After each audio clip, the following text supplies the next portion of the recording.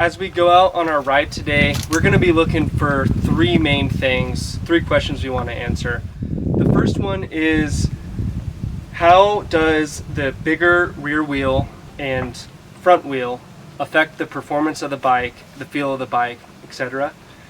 The second question is, how do the heavier, larger tires affect the range of the bike?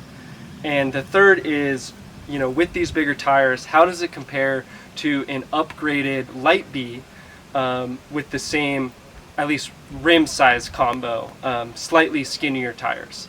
But as we ride, hopefully the answers to those questions will become apparent.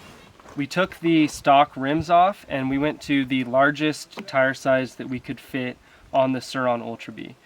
This is an 18-inch rim, and the tire we chose to put on it was the new Starcross 6 medium soft 120/90/18. I think the inch width, just measured from tip to tip of the sidewalls, side knobs, is about 5.5 inches, and we have maybe a millimeter or two of clearance to the chain. So this is exactly what we were looking for. No trimming was needed, and we're pretty excited to give this a try. Also, we added a 54 tooth sprocket. This required 110 links to fit on the chain, and that's with it pulled all the way forward, so as it stretches we'll have enough play to tighten it again. And then let's move around to the front. If you've seen our last couple of videos on the Ultra B, one of our biggest complaints was the anemic 19-inch front wheel. It made it twitchy and it liked to plow a lot in the corners. Overall, it just was not a good pairing for the weight and size of the bike. We've decided to go to a 21-inch front wheel.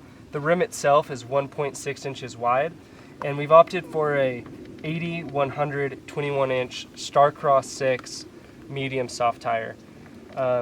We ran the Starcross 5s on the light Bs, and we've always been pleased with them.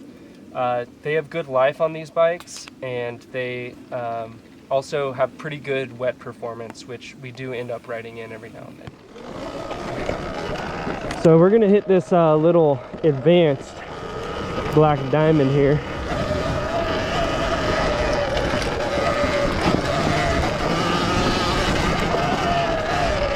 Tight, turvy. Oh yeah. Nothing too bad just yet.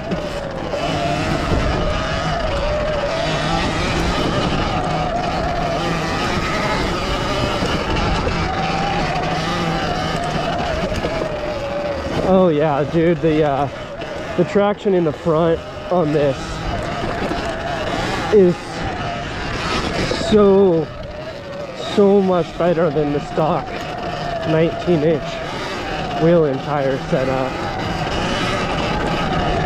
I'm really enjoying it.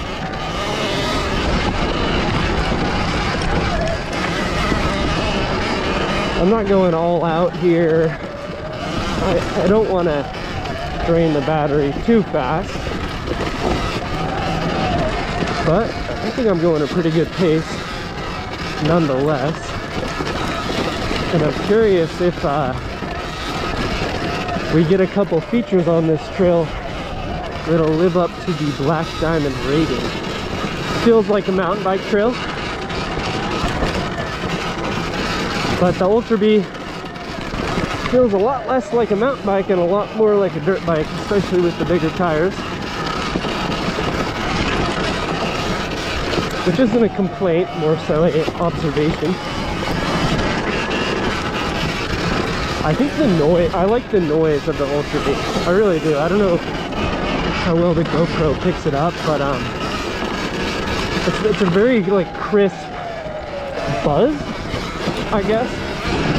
I think that's the gearbox, the different motor configuration instead of the primary belt drive on the light B. I'm really enjoying this one. That is for sure. This is a all-around pleasurable experience.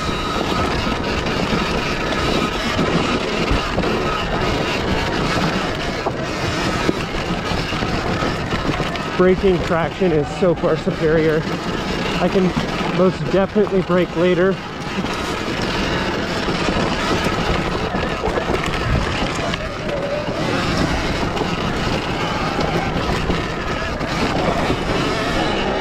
I probably would have washed out and crashed on the old tires right there.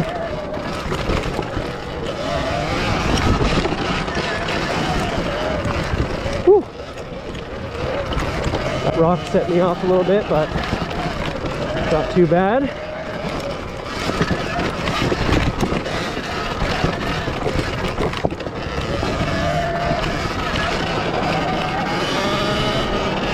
Okay, that's smooth. I like that. That is good.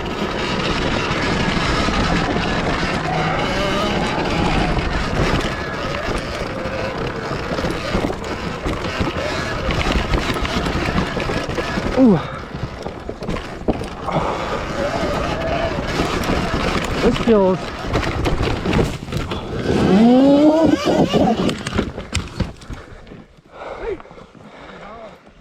Uh-oh.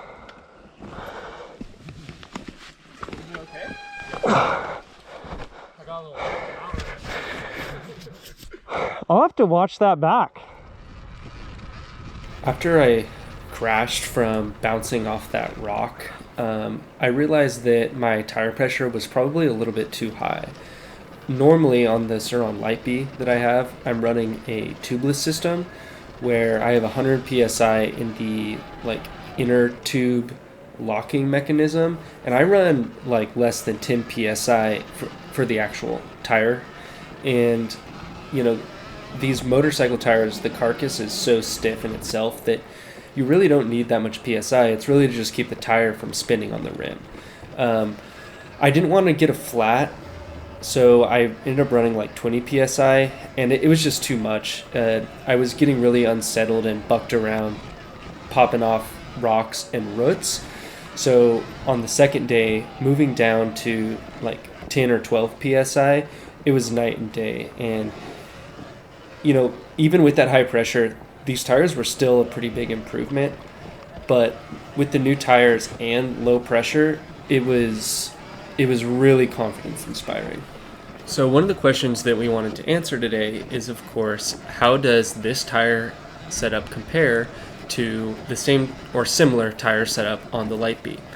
And I think the first thing that jumps out is the stock brake performance. When we moved to a larger rim and tire setup on the Sur-Ron Lightbee, pad upgrade, larger rotor size, and of course a fresh bleed was super important, and still leaves a little bit to be desired on the braking performance side of things. With the Ultra B, since you have that motorcycle style brake to begin with, you really don't have to touch it. We're still on stock pads, and the braking performance was more than adequate. The next thing to consider is ease of installation. So if you've seen our videos on the Lightbee, we hot knife the sidewalls off of our tires so that we can get just a full-size motorcycle tire on there. And even with that extra work, we're still not getting a tire that's as large as the Ultra B. Looking back at one of our earlier videos called 5 Things We Hate About the Sur-Ron, one of our complaints was the width of the swing arm on the Lightbee, and the Ultra B addresses this problem. In general though, comparing the feel between the two, the answer is really simple, and that's that they are extremely similar. We're running virtually the same tires on the same rim size, and the Ultra B makes that process a little bit easier, and the rigidity handles it a little bit better with that increased weight. But overall, it's very similar, and this is absolutely something that I would put on either the Lightbee or the Ultra B. Another one of the big questions that we were looking to answer today is, how is the range affected with these larger, heavier rims and tires on the Ultra B? Unfortunately, due to mechanical issues with the group, being the stripped belt and then a faulty battery, I didn't get to ride from 100% down to 0% as I would have liked. The data that I did collect is an average speed of 13.04 miles, with a total distance of 9.35 miles, and the battery was drained from 100% down to 71%, meaning 29% of my SOC got me 9.35 miles. Now we can do some pretty simple math here to extrapolate this data and see that we may have gotten 32.24 miles. Now, this doesn't really match our expectations. Obviously, we would expect that heavier tires results in less range. But there's a lot of different variables here. The elevation was different than my stock baseline. The terrain, just in general, was different. The average speed was slower here. And also something we know from testing on the Lipey is that a larger sprocket can actually increase the power efficiency of your motor by quite a bit. It reduces the stall torque of the motor, and so you need less current to, produce the torque needed to spin the tire, essentially. Overall, I have to call this test inconclusive. I need to do a better job in the future of holding other variables constant and only changing the wheels and tires, which it's really difficult to do perfectly.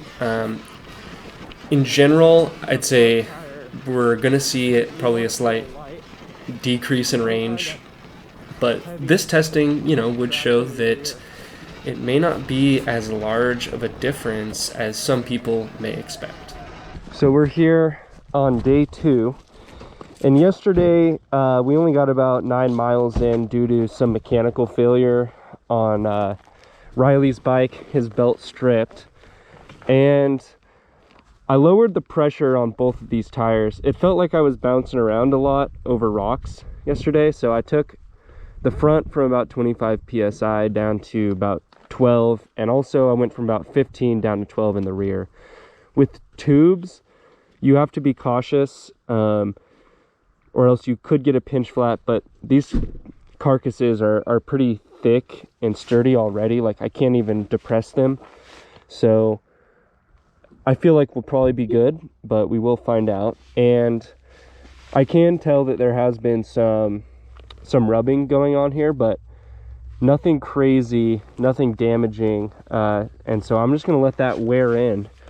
I'm not going to go through the hassle of cutting the sidewalls off. So after lowering the pressures, there's definitely a pretty massive improvement over comfort with these tires. I was kind of overcautious yesterday, so I was running the pressure a little high. I didn't want to get a flat since it's so rocky. And I was running pressures that would be pretty normal on a gas bike, like a full size. But it just was throwing this bike around a lot. Every little boulder you hit really kind of threw you off track. So I've lowered it down to about 12 on front and rear. And it is night and day. Even with the high pressures, the bigger tires were an improvement, without a doubt. But with the lower pressure as well, the level of comfort is very nice. It definitely tracks better, and you can kind of just plow over stuff, and it doesn't buck and pop quite as much. And these trails are pretty bouldery, so yeah, much more controllable. This is starting to feel like a proper motorcycle, proper dirt bike, without a doubt.